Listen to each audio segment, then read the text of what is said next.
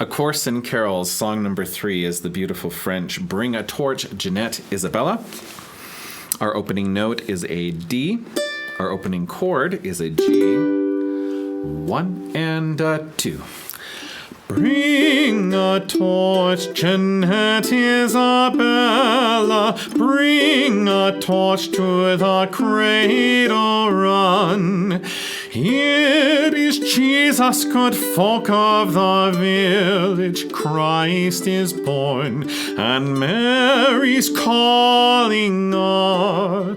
Ah, beautiful is the mother of. Ah, beautiful is her son.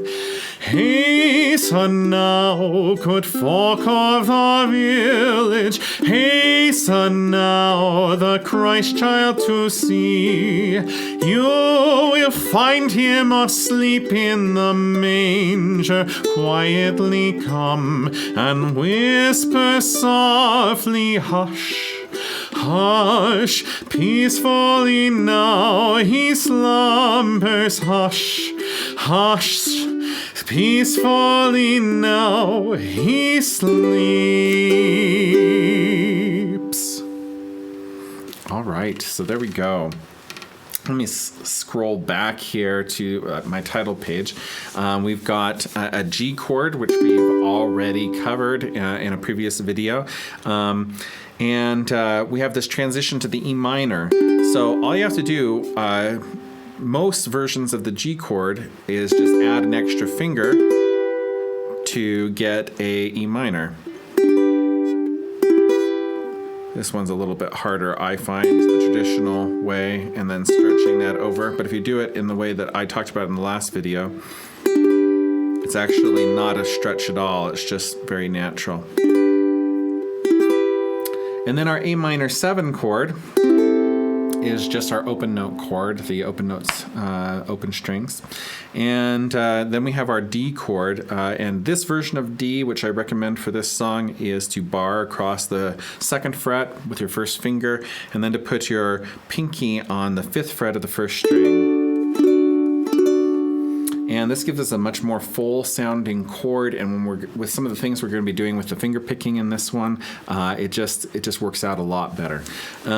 So as far as our finger picking patterns go, the numbers all stand for string numbers. If you aren't used to using string numbers, string number 1 is always, no matter what fretted instrument you're playing, the one closest to the ground, string number 1, and then we work our way up like the steps of a ladder, 2, 3, and 4, okay? And so the third of those is gonna be plucked alone, and then 1, 2, and 4 are going to be plucked together. And we do that with our thumb with the 3, and then 1, 2, and 4 is our 1st and 2nd fingers, and the thumb again, right? Now you could do this differently, where you could pluck the 3 alone with your 2nd finger and then have your thumb in place. But I find it's actually easier to have the thumb alternating between the 3rd and the 4th strings in cases like this, okay?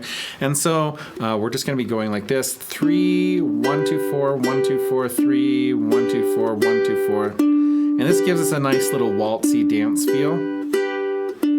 Bring a torch, Jeanette, Isabella, right?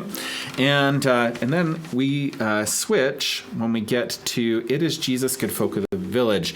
Now this is a finger picking technique that I don't expect anybody to pick up in one day. I actually had to practice it quite a bit to get it fluid. But this is a finger picking technique that allows you to go from your top note down to your bottom and then back up in reverse. It works really well in 6/8 and 3/4 settings, right? Anything with a division of 3. It can be adapted to 2/4 and 4/4 settings, but it's really built for this, okay?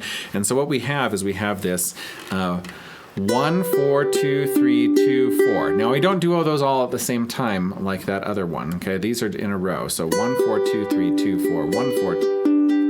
Now you notice that these notes are being doubled. These notes right here, the G is being doubled on this one, so we get a double note in there.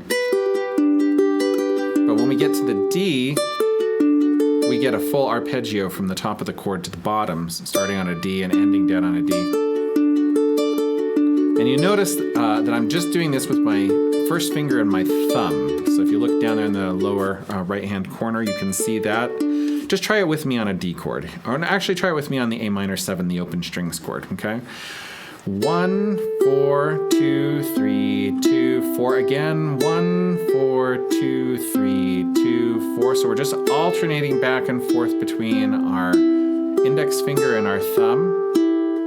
1, 4, 2, 3, 2, 4. 1, 4, 2, 3, 2, 4. Right? Okay? And you might want to have to do that like 1,000 or 2,000 times before it feels like it's so fluid that you don't have to think about it anymore. But that's okay. That's what practice is for.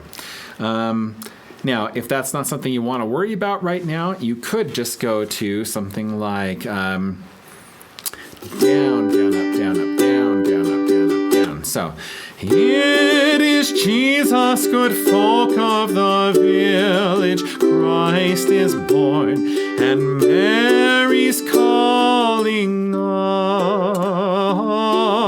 Right? And then switch back to the finger picking technique. So that's something you could substitute in that would be more immediate and easier to do. Of course, just gentle thumb strums work as well. It is Jesus, good folk of the village. Right? Okay. So there's lots of different options you could do. This is just one that I really happen to like. And it is more difficult, right? To do this 1, 4, 2, 3, 2, 4. And get it so fluid that you can talk and do it at the same time without thinking about it. I've got it on total autopilot at this point, and I'm just riffing, with my speaking, right? But it could just keep going forever because I practice it so much, okay? And that's what that repetition is for, okay?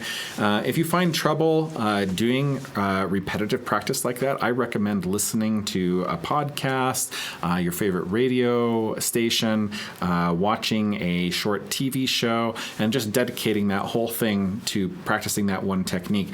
And trust me, you will make fast progress on those techniques if you do that, if you just dedicate the time and keep your mind occupied with something else so that you don't feel bored just doing the same thing over and over and over again.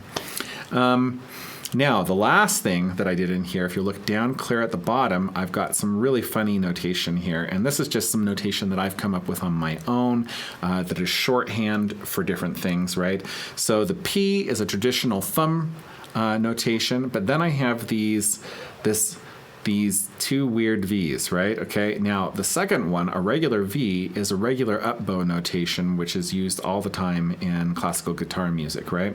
Okay, now the reversed one, the upside down V, stands for my thumb going up, right? And so I get this double up, right?